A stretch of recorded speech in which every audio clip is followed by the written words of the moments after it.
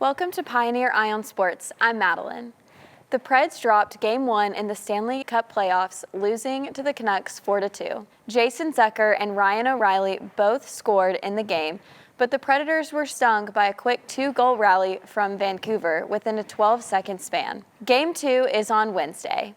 Esports has joined the sports scene across the state. Sam Wilson discussed with Tim Amix of the Athletics Committee how Vol State is involved. Tell us a bit more about Vol State's esports. I know esports is something that's new and upcoming, sort of the new thing for sports. So tell us more about it. Yeah, so we're pretty excited about this. Our first foray into esports was this past fall, where we hosted a Madden tournament on campus, and the tournament actually was open to the community as well, so anybody could come and play. It was a fantastic event. We had probably about 60 people here playing, but the age range was anywhere from 9 to 39. I mean, we had people of all age ranges in there playing, cheering each other on, and that sort of stuff. And at that particular event, students were very interested in us hosting another event, but they wanted us to do basketball.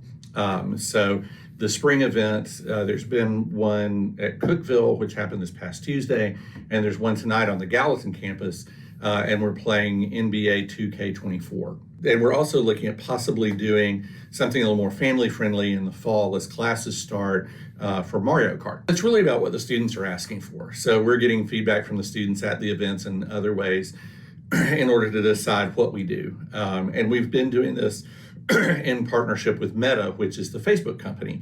So they're actually the major sponsor for the event and have helped us with equipment rental and that sort of thing, and usually have representatives at the game. So right now there's not an official esports team. It's pretty much every person for themselves, but we are looking at possibly creating a formal college esports.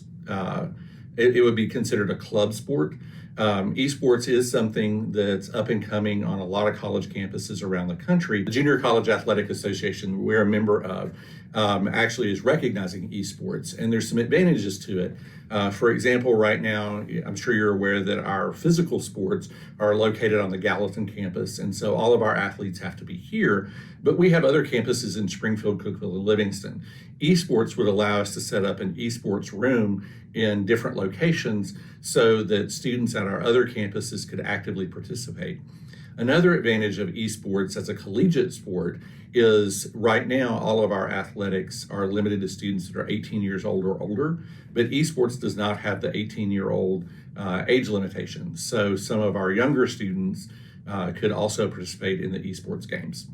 Awesome. So we really hope to do that. And so some of our esports activities are us looking to the future for the possibility of having a formal esports team that would be Pioneer Esports. Great. Well, thank you for your time, Tim. This is very helpful. Hopefully we can see more of a Pioneer Esports team in the future. I do too. It's really a lot of fun to watch people play and to cheer each other on.